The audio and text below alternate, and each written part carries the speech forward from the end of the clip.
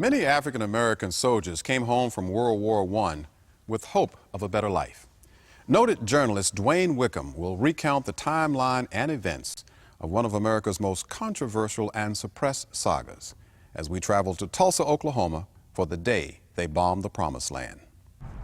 So this is what's left of Greenwood? That's it. This one block area left of a 36-block area that was so powerful and wealthy, it was known as Black Wall Street. Only a couple of buildings remain that were here in 1921. So, I mean, some of these facades are from the original structures? Right down here, there are a couple that are. And that's what's so significant, that there was such utter destruction of this area. We've learned in our research there were 6 planes in the air. They were not flown by the military, so we do know we were not bombed by our own government. But they were flown by somebody from the elite, wealthy class. White ruffians do not own airplanes. White ruffians aren't pilots. So we know that some of them were flown by oil men and some of them by city government officials.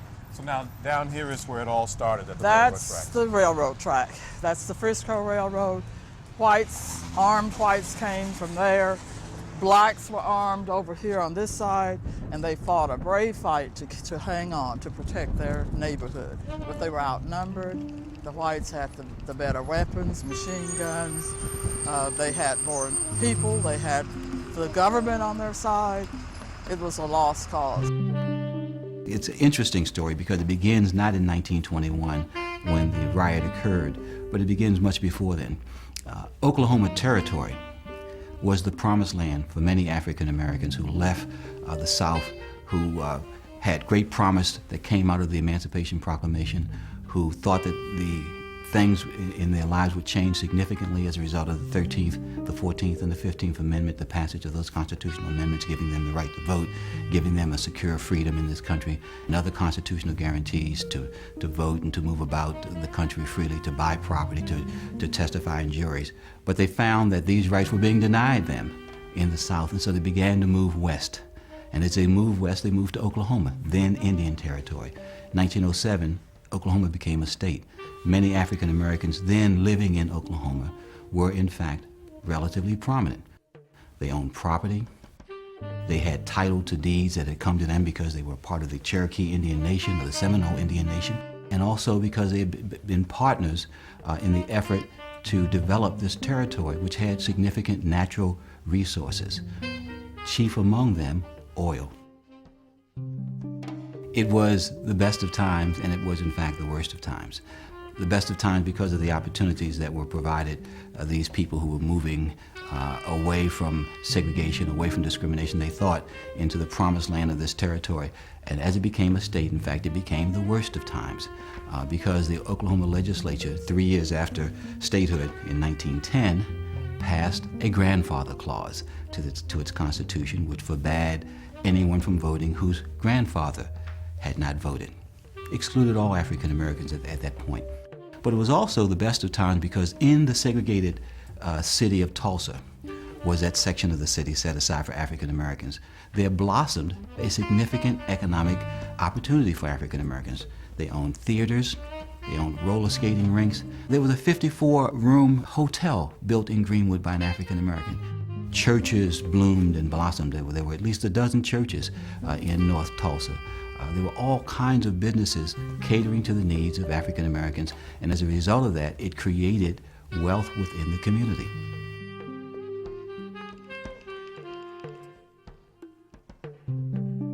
Between 1907, when Oklahoma became a state, and 1921, 26 blacks were lynched in Oklahoma. But surprisingly, none in Tulsa, Oklahoma.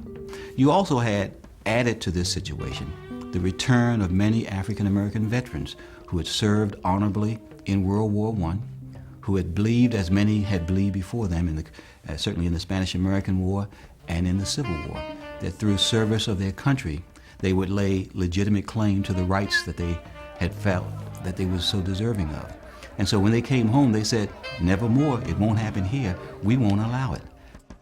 As we get to May 30th, 1921, the incident that occurred on the elevator between Dick Rowland and Sarah Page, which is still very cloudy and confusing. We don't know exactly what happened, but we know that there was a scream. We know that a clerk in a nearby store heard the scream. The clerk thought, in fact, Sarah Page, a white woman elevator operator, 17 years old, was being assaulted by Dick Rowland, 19. And he, in fact, called for police assistance, and Rowland, fearing for his life, fled into the black community.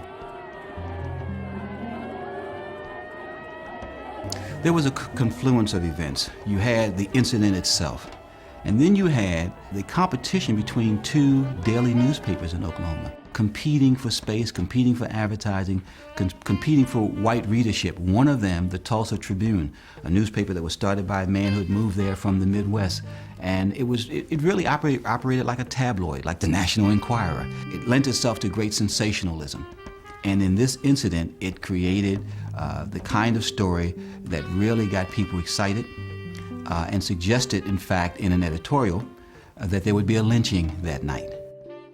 25 African Americans got in their cars, got their guns, went to the police station, and they said, we're here, to the courthouse actually, and said, we're here to lend our assistance to protect Dick Rowland, to make sure that justice is properly carried out. Well, the chief of police told them, we don't need your help, everything is secure here, guys, you can return to your homes. And in fact, they accepted this representation and went back across the tracks to North Tulsa, to Greenwood.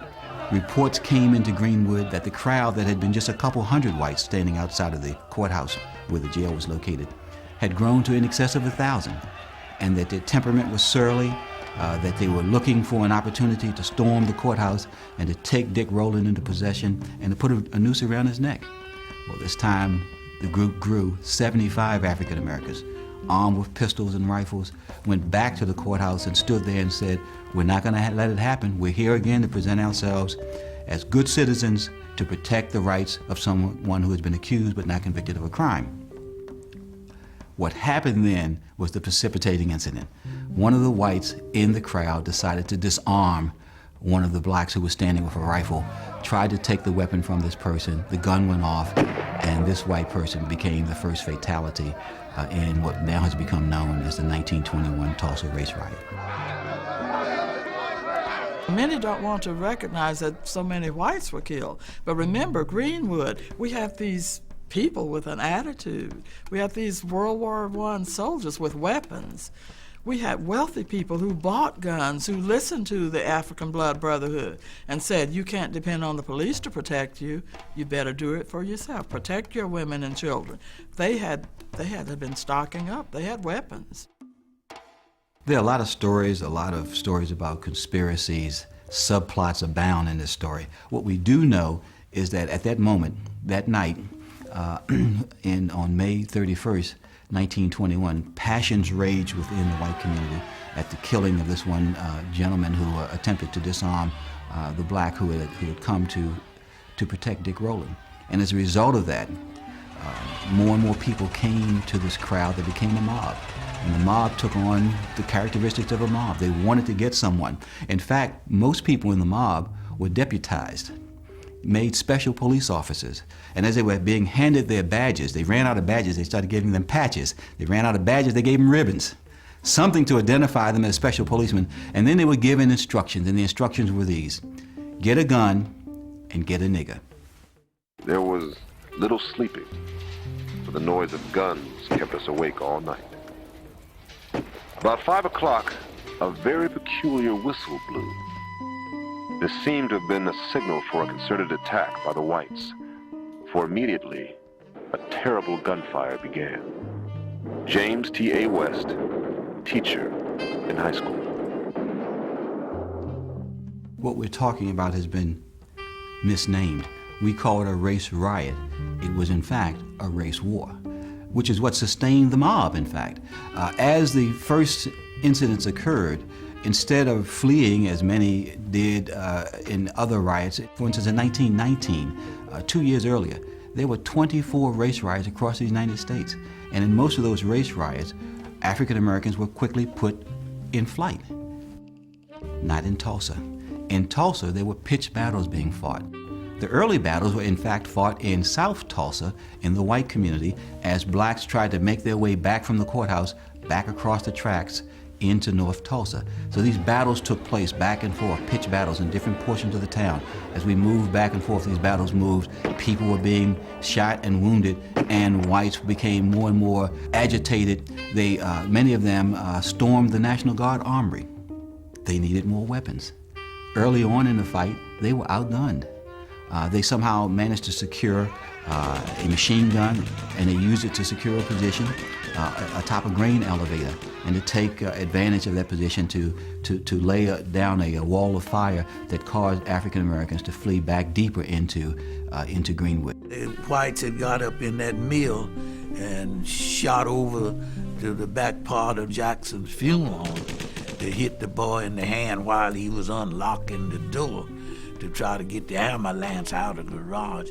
And I'm standing right back behind him, and we had when he hit his hand while he's unlocking, and blood jumped out his hand, and he just dropped the keys and stuff, and we had to run back to the back part of that funeral home. That was one of the worst things that I would experience, and my first fright. But once the fight moved across the tracks into this business district where the economic heart of the black community was, the devastation really became quite severe. These guys came in with torches and set our home on fire, starting with the curtains. Set the curtains on fire, and next thing you know, everything was ablaze and everything else. And when they set this fire and saw it was burning, they started back to leave. And when they were passing by the bed going to the front door, one stepped on my finger, because I was there. I was the one on the outside. And I went to scream, because I was 5 years old, and when he stepped on my finger, it hurt, and I was fixing to holler. And my sister put her hand over my mouth right quick so they wouldn't know that we were under the bed. Now, and they left, and then our mother got us out of there, and we went to one of the houses that we owned, and that's where we kind of settled down a little bit. But I'll never forget that. That has lived with me all of these years. One woman was running to her home. She suddenly fell with a bullet wound. Then I saw the airplanes. They flew very low. To my surprise, as they passed over the business district, they left the entire block a mass of flame. It dawned upon me of the danger to my invalid mother, who has been helpless for 4 years. She was about 6 blocks from me, up in the direction from which people were fleeing. I reached her in the midst of a rain of bullets. My sisters and I gathered her up, placed her on a cot, and 3 of us carried Mother about 6 blocks with bullets falling on all sides. When we were trying to take her to safety, an airplane shot down a man right in our path. Old and young had to pile on trucks, and when we were being carried through town, men were seen clapping their hands. I heard the firing all night. In the early morning, the whites began firing on my house, so I had to try to find a place of safety to take my wife. When I returned, they were looting and burning my house. We had 2 large trunks, which they took into the street and burst open, took what they wanted, and set fire to the rest.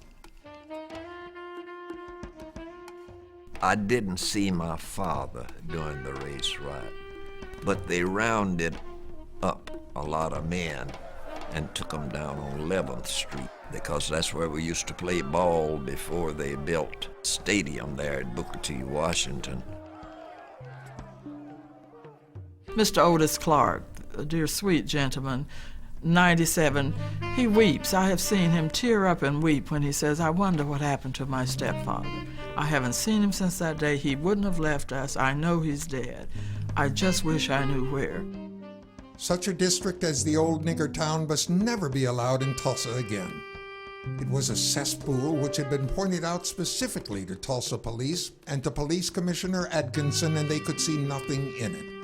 What happened after the Tulsa Race War is that the historians of Oklahoma quickly forgot it. Some of the most damning coverage that occurred during that period disappeared from the archives of the local newspapers.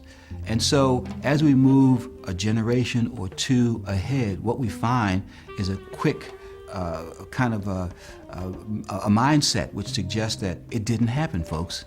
It just didn't occur.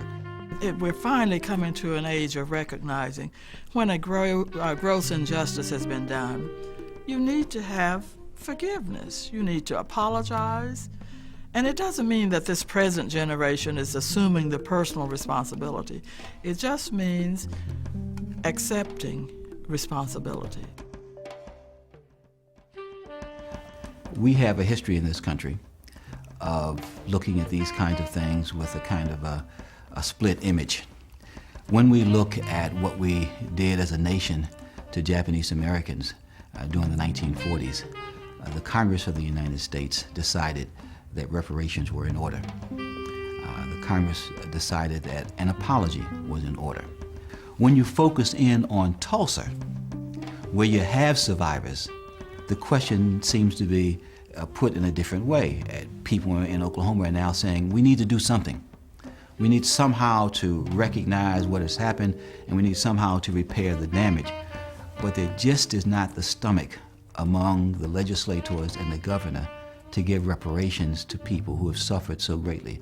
The talk in Oklahoma is about a monument, to spend a couple, $2 or $3 million to put a piece of stone or granite of some type in some spot that they think would be appropriate to recognize the losses of so many.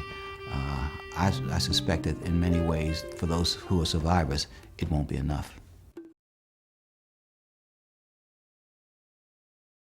I hope you enjoyed this brief journey as we glimpse the provocative tales, incredible accomplishments, and the undeniable fortitude of a people as they traveled from slave ships to spaceships. On behalf of New Millennium Studios and me, your host, Tim Reed, thanks for watching, and we hope you'll tune in for the next installment of Legacy of a People. History will never be the same.